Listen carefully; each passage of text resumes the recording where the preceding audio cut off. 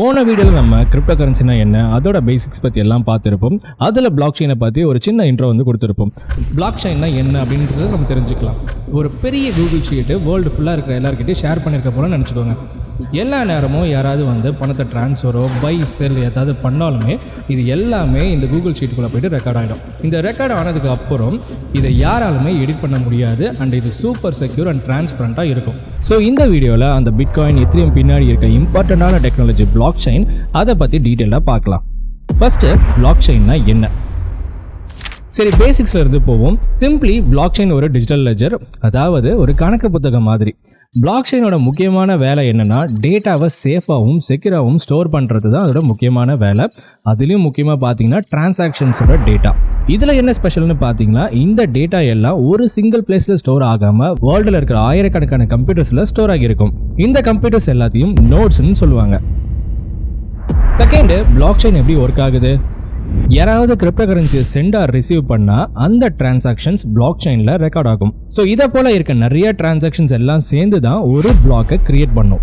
இந்த கிரியேட் ஆகிற ஒவ்வொரு நியூ பிளாக்கும் அதோட முந்தைய பிளாக்கோட கனெக்டடாக இருக்கும். இதை ஒரு செயின் ஆஃப் பிளாக்ஸாக கிரியேட் பண்ணும். அதனால தான் இதை பிளாக் செயின்னு சொல்கிறாங்க. இங்கே கிரியேட் ஆன ஒவ்வொரு பிளாக்குக்கும் ஒரு யூனிக் டிஜிட்டல் கோடு கிரியேட் ஆகும். அதை ஆஷ்னு சொல்லுவாங்க. இந்த ஆஷ் தான் பிளாக்கை சேஃபாக பார்த்துக்குது. அது மட்டும் இல்லாமல் யாராலையும் இந்த டேட்டாவை எடிட் பண்ண முடியாமல் பார்த்துக்குது. இப்போ யாராவது ஒரு பிளாக்ல இருக்க டேட்டாவை சேஞ்ச் பண்ண ட்ரை பண்ணால் அந்த ஆஷும் சேர்ந்து சேஞ்ச் ஆகிடும். இதனால அந்த செயின் பிரேக் ஆகிடும். இப்படி தான் பிளாக் செயின் செக்யூரிட்டியை மெயின்டைன் பண்ணுது. எப்படி பிளாக் செயின் செக்யூராக இருக்குது? நீங்கள் கேட்கலாம், எப்படி தான் இந்த பிளாக் செயின் இவ்வளோ செக்யூராக இருக்குன்ட்டு. எதனாலனா எல்லா டிரான்சாக்ஷன்ஸும் ஆயிரக்கணக்கான நோட்ஸால் வெரிஃபை பண்ணப்பட்டதுக்கு அப்புறம் தான் பிளாக் செயின்லேயே ஆட் ஆகும். ஒரு டைம் இந்த டேட்டாஸ் பிளாக் செயினில் ஆட் ஆகிடுச்சுன்னா அது பர்மனன்ட் அண்ட் சேஞ்ச் எதுவுமே பண்ண முடியாது.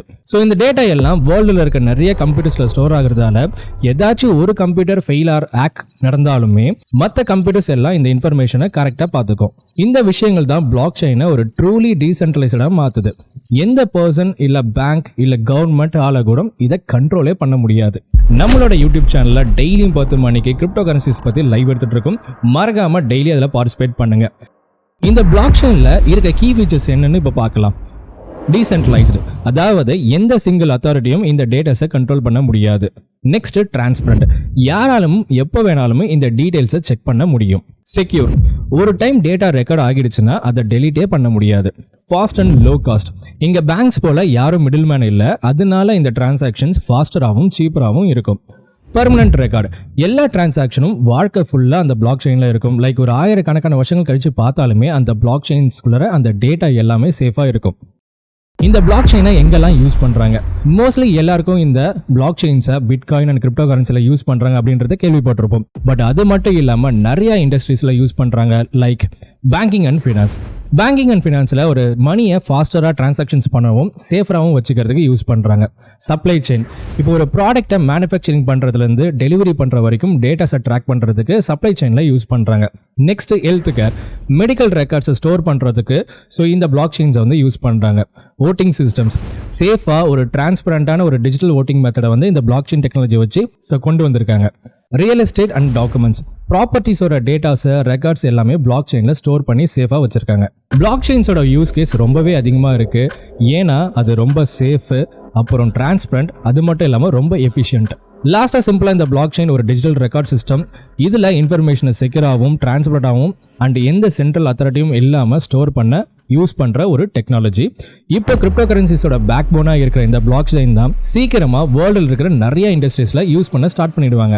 ஸோ இந்த வீடியோ உங்களுக்கு பிளாக் செயினை பற்றி கற்றுக்க ரொம்பவே யூஸ்ஃபுல்லாக இருக்குன்னு நம்புகிறேன். ஸோ உங்களுக்கு நெக்ஸ்ட் வீடியோ வேணும்னா கமெண்ட்டில் நெக்ஸ்ட் வீடியோ அப்படின்ட்டு கமெண்ட் பண்ணுங்கள்.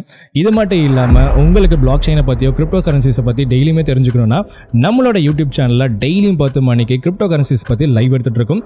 மறக்காமல் டெய்லி அதில் பார்ட்டிசிபேட் பண்ணுங்கள். ஸோ இந்த வீடியோ உங்களுக்கு ரொம்ப பிடிச்சிருந்தால் லைக், ஷேர் அண்ட் சப்ஸ்கிரைப் பண்ணுங்கள். ஸோ இது மட்டும் இல்லாமல் நான் நெக்ஸ்ட் வீடியோவில் உங்களை பார்க்குறேன். அது வரைக்கும் this is Reynold signing of.